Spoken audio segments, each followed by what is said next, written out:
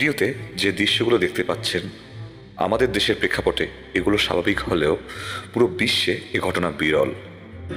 অন্য কোনো মহাদেশের যে কোনো দেশের জন্য এমন সমর্থন খুবই অদ্ভুত। আজ আমরা বাংলাদেশে ব্রাজিল এবং আর্জেন্টিনার জন্য এত সমর্থনের কারণ নিয়ে আলোচনা করব এবং একই সাথে এই সমর্থন কীভাবে শুরু হলো তা নিয়েও আমরা আলোচনা করব। এত পাগলা সমর্থনের কারণ যদি আমরা জানতে চাই তাহলে বুঝতে হবে সাধারণত কোনো দেশে বড় রেষারেষি হয় ধর্মীয় কারণে বা রাজনৈতিক কারণে। তবে বাংলাদেশে মুসলিম অনেক বেশি, তাই ধর্ম নিয়ে রেষারেষি তুলনামূলক কম। তবে রাজনৈতিক রেষারেষি রয়েছে। বিএনপি আওয়ামী লীগের রেষারেষি দেশে চলমান।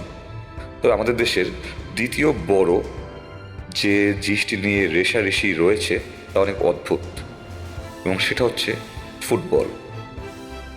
তবে তা ক্লাব ফুটবল নয়, জাতীয় ফুটবল নিয়ে। জাতিগতভাবে আমরা বাঙালিরা দুভাগে ভাগ হয়ে চলতে পছন্দ করি। ব্রাজিল আর্জেন্টিনার সমর্থন করাটাও ঠিক তারই প্রতিফলন। 80 দশকে বাংলাদেশে যখন টিভির প্রচলন শুরু হয় তখন থেকেই মূলত আর্জেন্টিনার সমর্থক আমাদের দেশে বাড়তে থাকে। তবে ব্রাজিলের সমর্থক তার আগে থেকে ছিল।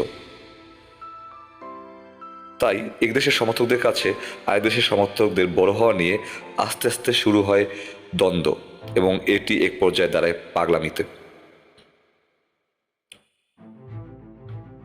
এবার চলুন এই উন্মাদনা শুরু হলো কিভাবে তা নিয়ে আলোচনা করি। 60-এর দশকে রেডিওতে বিশ্বকাপের ধারাভাষ্য শুনেই খুশি থাকত বাঙালিরা। সে সময় একটার পর একটা বিশ্বকাপ জিতে যাচ্ছিল ব্রাজিল। বিশেষ করে কালোমানিক পেলের জন্যই সম্ভব হচ্ছিল সব। তাই ওই সময় যারা ফুটবল নিয়ে ধারণা রাখত তারা সম্ভবত ব্রাজিলের দিকেই বেশি ঝুঁকে পড়েছিল এবং বিশেষ করে বাংলাদেশের সবাই ছিল পেলের ভক্ত। এমনকি সে সময় পাঠ্যপুস্তকেও পেলের গল্প ছিল। এরপর আসে 80-র দশক। বাংলাদেশের প্রথম কালার টিভি তখনই আসে। আর সে সময় আর্জেন্টিনা 86 বিশ্বকাপে ম্যারাডোনার অসাধারণ নৈপুণ্য দেখিয়ে বিশ্বকাপ জয় করে। বাংলাদেশিরা ম্যারাডোনার জন্য পাগল হয়ে যায়। তখনই বাংলাদেশের বিশাল একটি অংশ আর্জেন্টিনার সমর্থকে পরিণত হয়। আর ব্রাজিলের আগের সমর্থক বাহিনী তো ছিলই, সাথে 2002 সালে বিশ্বকাপ জেতার পর নতুন কিছু সমর্থক যুক্ত হয় ব্রাজিলের খাতায়। এভাবে শুরু হয় অসাধারণ একটি রূপকথা, যে রূপকথার মাধ্যমে বাঙালিরা বিশ্বকাপে না থেকেও যেন সম্পূর্ণভাবে বিশ্বকাপের মজাটি নিচ্ছে। আমাদের এই অকৃত্রিম ভালোবাসায় আর্জেন্টিনা এবং ব্রাজিলের সকল মানুষ অনেক সন্তুষ্ট আমাদের উপরে। তবে আমাদের ভুলে গেলে চলবে না, এই ব্রাজিল এবং আর্জেন্টিনাকে আমরা যে পরিমাণ ভালোবাসা দিচ্ছি তার কিছু পরিমাণ যেন আমরা আমাদের জাতীয় দলকেও দিই।